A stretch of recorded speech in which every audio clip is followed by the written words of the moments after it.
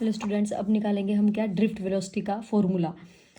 अब देखो, अब मैंने क्या पीछे वाले लेक्चर में मैंने बताया है कि इलेक्ट्रॉन किसके साथ कोलिजन करता है, कर्नल्स के साथ। और कर्नल्स क्या होता है बच्चे, एटम का जो इलेक्ट्रॉन निकलने के बाद जो रिमेनिंग पार्ट बच जाता है उसको क्या कहते हैं, कर्नल। मान लो ये इलेक्ट्रॉन यहाँ से चला, यहाँ टकराया, मान लो जब यहाँ से टकराया तो उसकी स्पीड कितनी थी, u1। अब दूसरे कर्नल से टकराया तो उसकी स्पीड चेंज होकर कितनी होगी, v1। ठीक है, अब जब यहाँ से यहाँ आने में उसको कितना टाइम लगा, मान लेते हैं हम τ1।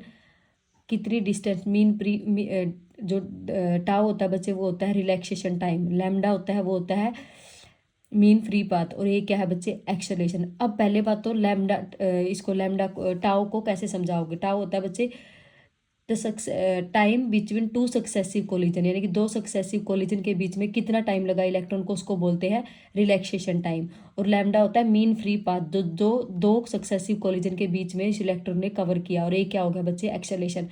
अब यहाँ पे 1 1 मैंने इसलिए डिनोट किया क्योंकि आप फर्स्ट कोलिजन मान लेते हैं, फिर दूसरी बार सेकंड लैम्डा 2 τ2 a मान लेते हैं, ये हो गया हमारी सेकंड।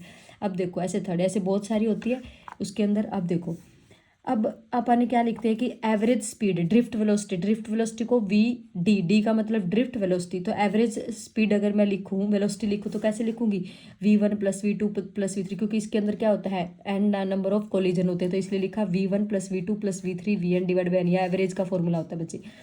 अब अपने को इक्वेशन पता है ये क्या होती है, v = u + at। अब देख, अब इसमें वैल्यू पुट करेंगे हम, क्या हो जाएगा, u की जगह फर्स्ट कोलिजन होगा तो इनिशियल स्पीड कितनी, u1। एक्सेलेशन सेम, कितना टाइम लगा फर्स्ट कोलिजन में, τ1।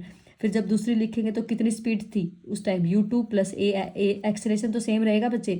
ठीक है, टाइम कितना लगा, τ2। ऐसे लिखते लिखते हम n तक पहुंच गए। फिर v1 v2 v3 vn की वैल्यू हमने की इस इक्वेशन में पुट कर दी, ये रही।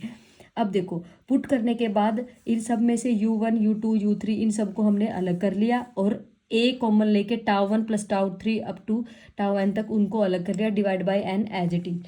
अब देखो, अभी मैंने क्या बताया था कि कंडक्टर के अंदर जो एवरेज स्पीड होती है ओवरऑल बच्चे, रैंडम मोशन होता है, वो कितना होता है, 0। तो ये वाला फैक्टर फर्स्ट क्या हो जाएगा, 0। तो पीछे हमारे पास क्या बचेगा, a τ1 + τ2 up to τn divide by n। अब देखो, अब हम क्या लिख सकते हैं, जो τ1 + τ2 डिवाइड बाय n उसको क्या लिख सकते हो, टाउ एवरेज। तो यहाँ से ड्रिफ्ट वेलोसिटी का फॉर्मूला हमारे पास क्या आ गया, a टाउ एवरेज।